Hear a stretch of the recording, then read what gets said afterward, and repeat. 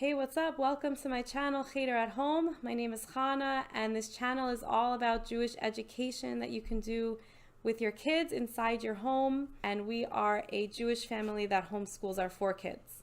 Today's topic is 5 things that you can do with your kids on Shavuos. Shavuos is a really beautiful special holiday. It's the day that we receive the Torah on Mount Sinai. And it's also like considered a wedding. It's like the wedding ceremony between the Jewish people and God. The first thing you can do with your kids is go to synagogue, go to shul, and hear the 10 commandments being read. Before God came to the Jewish people and asked them if they wanted to keep the Torah, God went around to all different nations of the world and asked them if they wanted the Torah. And one nation said, no, but it says, do not lie. We want to be able to lie. So God then went to another nation, and that nation said, no, but it says, do not steal. We want to steal. And he went to all the different nations of the world until he came to the Jewish people, which was the last. And the Jewish people said, Nasev v'nishma, which translates as we will do and we will understand. Meaning whatever God says, whatever Hashem says to us, we're going to do, and then we'll figure it out later. We'll get, the spirituality behind it later. But first we listen to God and we listen to his words and we listen to his commandments. If you're going to go to shul once a year, Rosh Hashanah, Yom Kippur, it's so long, it's so boring. Go on Shavuos. It's 5 minutes. You hear the 10 commandments. Usually a lot of synagogues have ice cream parties afterwards.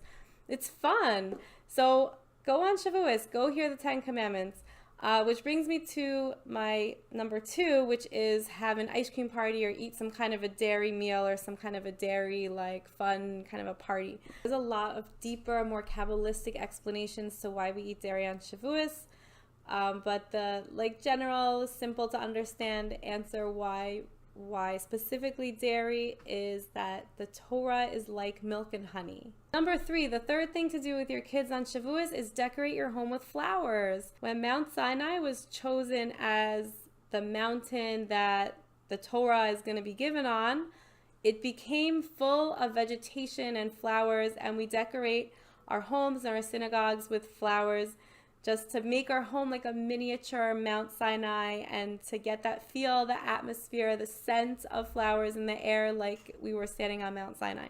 Having fresh flowers in your house on Shavuos is going to be something that your kids are going to remember as they get older.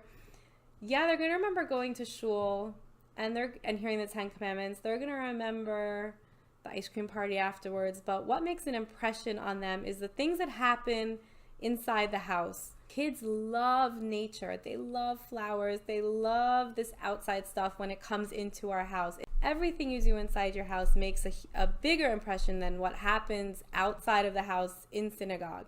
The center of Jewish life is the house. So if we're decorating our home with flowers, it just makes an impression on them. And this is going to be something that they remember and carry with them as they get older and then have their own kids. They're going to remember the flowers on Shavuos.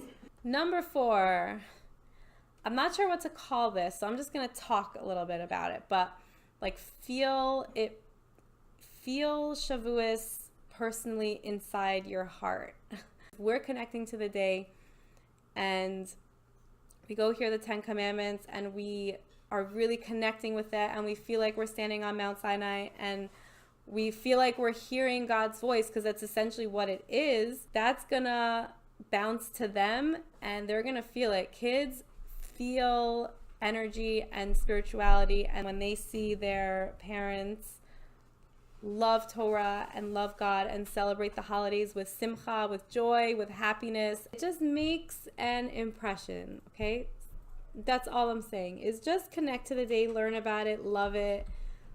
Try to find something about it that is meaningful to you. This day we are standing at the foot of Mount Sinai saying Nasev v'nishma to God. And we feel that, our children feel that, and they feel that the Torah is new and that it relates to them. It's not something that's all up here, it's something down here and it's within us. And then number 5, the last thing to do with your kids on Shavuos is learn Torah. The Torah lives, the Torah is today, it's relevant today, everything, all of it. Everything that we need to know in life is in the Torah. On Mount Sinai there was a voice that gave us the 10 commandments. And that voice is still in this world today. How does that voice resound in the world is when we learn Torah. And learning Torah could just be like picking up a kid's book and reading it. Or just even just one word saying Torah tziva lanu Moshe Marasha Kehilas Yaakov. Like any verse, any sentence, any song, any word of Torah that you can talk to your kids about or learn with them, that is like the voice that you heard on Mount Sinai. I wish you all a wonderful, happy, meaningful Shavuos. Bye-bye.